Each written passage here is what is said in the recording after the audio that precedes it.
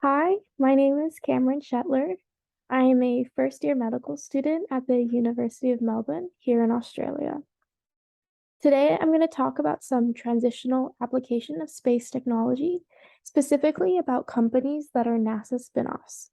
Space research isn't just for space, so we'd like to bring that technology back down to Earth.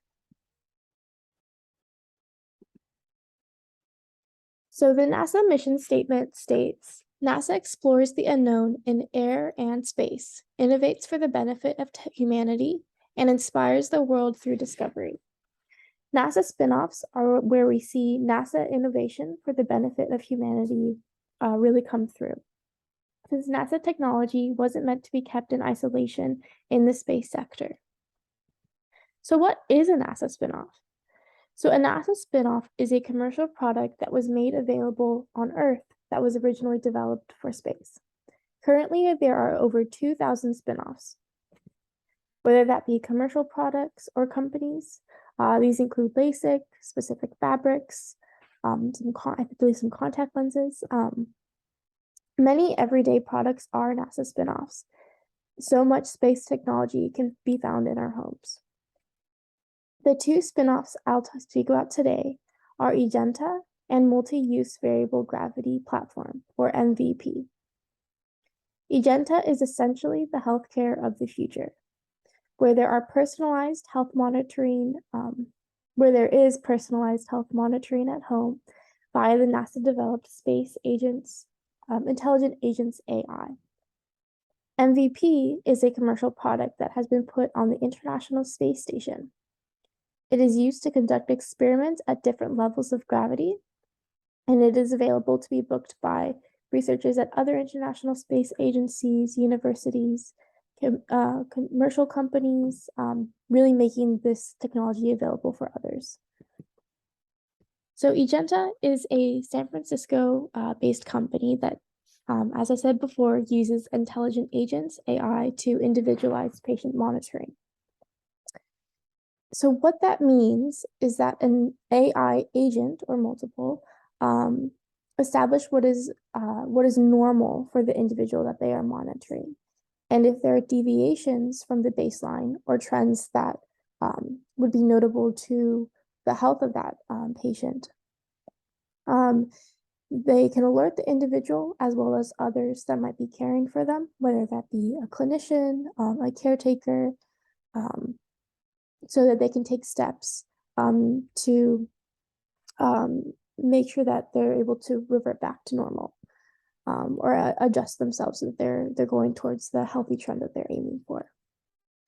So NASA originally developed this AI in response to needing to individualize astronaut monitoring, whether that be monitoring the astronauts in their spacesuits during spacewalks, or monitoring their health during the day, during their day-to-day life on the space station. Monitoring includes any wearable technology, taking blood pressure, taking blood sugar levels. It all depends on the individual and their health needs. But that data is fed into the AI and it is able to individualize care for this patient and the condition that they're monitoring, or in the case of the astronauts, their overall health. We see in our healthcare system today that this was especially useful for high-risk patients who need continued monitoring, but this monitoring can be done from their comfort of their own home without having them have to come into the hospital for these monitoring needs, and so them being able to do this at home really reduces the strain on the healthcare system. There are multiple applications of this intelligent agent AI in computing as well, but today we'll really be focusing on the healthcare applications. So on the right, you'll see a snapshot of the software. You can see it's very digestible and easy to understand. Ejenta obviously didn't want to make the lives of clinicians who are interpreting this data more difficult by giving them not as visually appealing, unprocessed data. So each patient's data is able to be is personalized based on their own intelligent AI that has processed their data, and the clinician is able to make decisions and healthcare decisions for their patients based on what they're given from Ejenta. So here is a brief timeline of the Brahms agent language, which is used to build the intelligent agent AI. So in the late 90s, we see the beginning of this language development at NASA. During this time, we see some publications from the creators about their progress and how this was implemented into the Mission Control Center.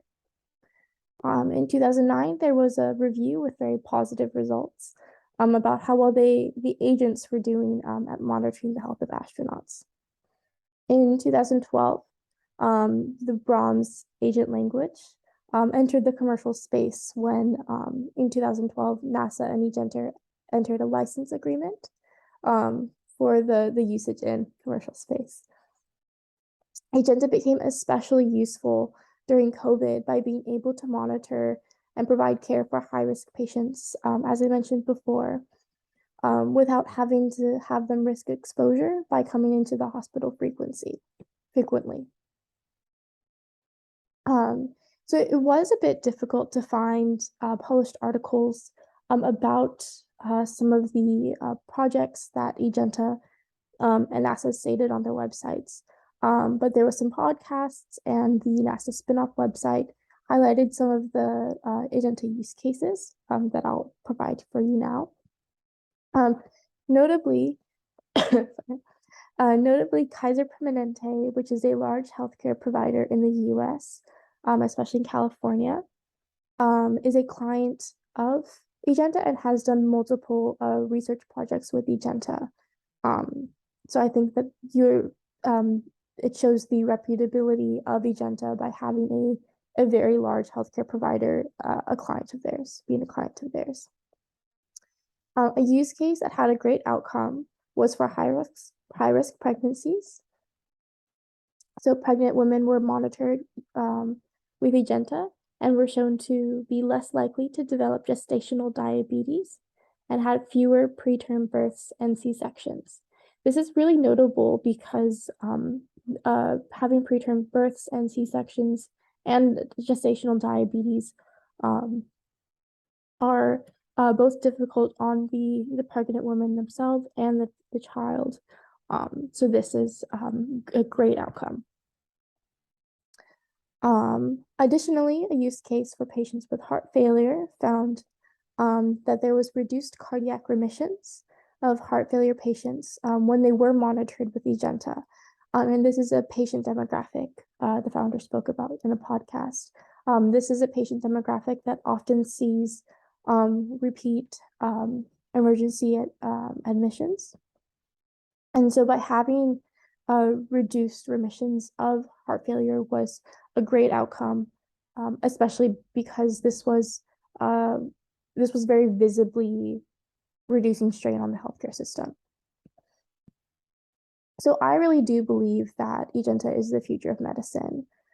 Say a smartwatch detects a very high heart rate and is able to alert both the individual and send that information to their doctor. Really increases the transparency between doctors and patients, and this mediation of information via the intelligent agent will really expand the care that practitioners are able to provide. And this is a great outcomes and really highlights how NASA technology has benefited humanity through the healthcare system. So the second spinoff that I'll be talking about today is the multi-use variable gravity platform, or MVP. So this is a device that uses centrifugal force to simulate different levels of gravity. And centrifugal force is basically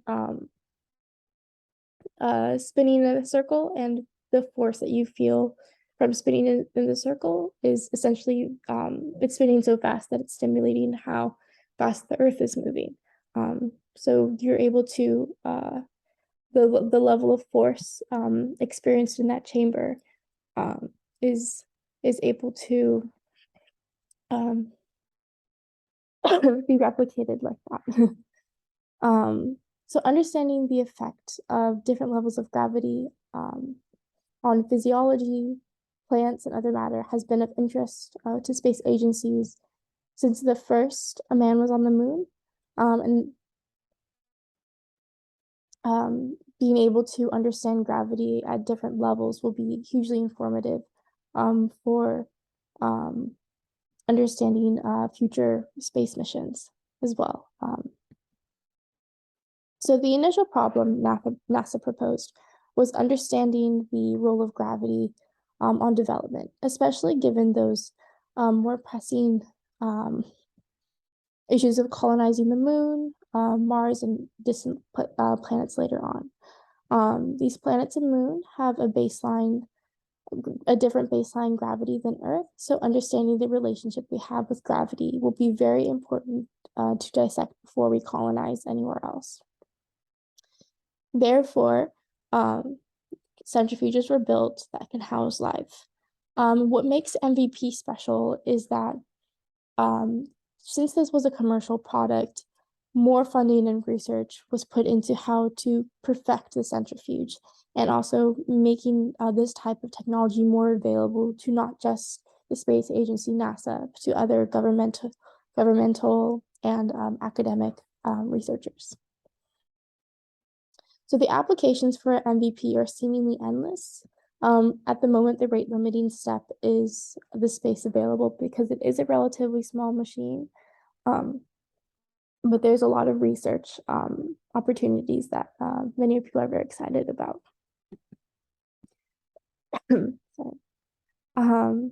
So the machine itself has a very wide range of simulated gravity. We're able to simulate almost weightlessness to 2 times the gravity of Earth.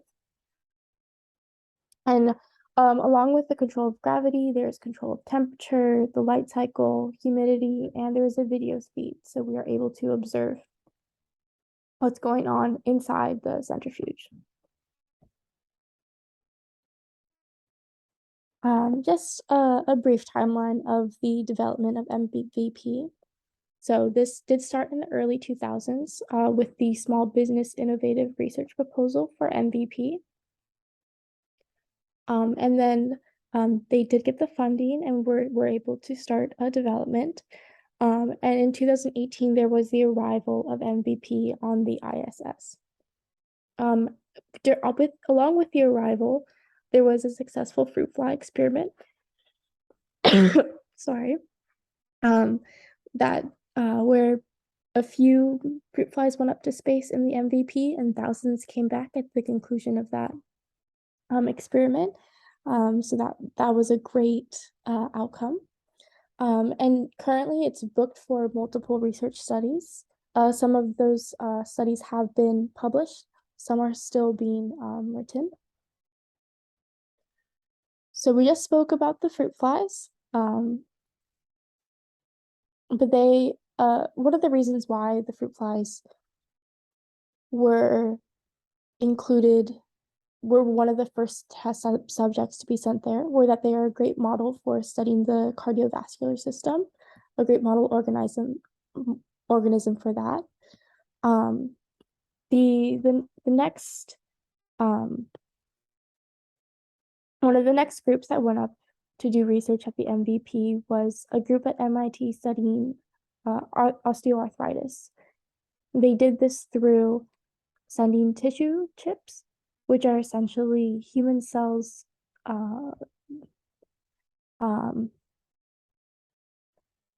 They're essentially human cells in a sustained state where they are able to be studied long-term without connected to the larger human system. And essentially what osteoarthritis is a wear and tear disease where the cartilage between the bones thins. And this happens often in astronauts and will likely happen with any humans that are colonizing other planets, especially given the need for heavy lifting and things like that, that would happen with a new colony on a different planet. Another research opportunity that I find fascinating is the potential for drug research. Previously, a new hepatitis C treatment was discovered using protein crystallization because proteins crystallize differently in space. And because of this, a more accurate crystal structure for one of the hepatitis C proteins was found, and this informed further drug research about hepatitis C. So given the variable gravity environment, there are hopes for similar results in the future. So MVP provides huge research opportunities, whether that be for those curious about the effect of gravity on human physiology or plants, and further understanding how different organisms adapt to the gravity, whether that's a linear relationship or if there's something sigmoidal. We're not sure yet. But there are tons of research opportunities, and I'm personally very excited to see what we're able to find out because of the MVP. Given the scope of this presentation, we have barely scratched the surface of very exciting spinoffs. As I said, there are over 2,000 spinoffs currently in either the commercial space or in development right now. If you would like to know more, please head to the NASA Spinoff sites. In addition, if you find a project that you're really interested in, you can read more about them and maybe have your own NASA spinoff in the future. Thank you so much. My name was Cameron again. If you have any questions, please send me an email. I would really like to thank Dr. Rowena Christiansen, who taught our space human health in the space environment class at the University of Melbourne, which really got me excited about human health in space. So I just wanted to thank her. Thank you so much.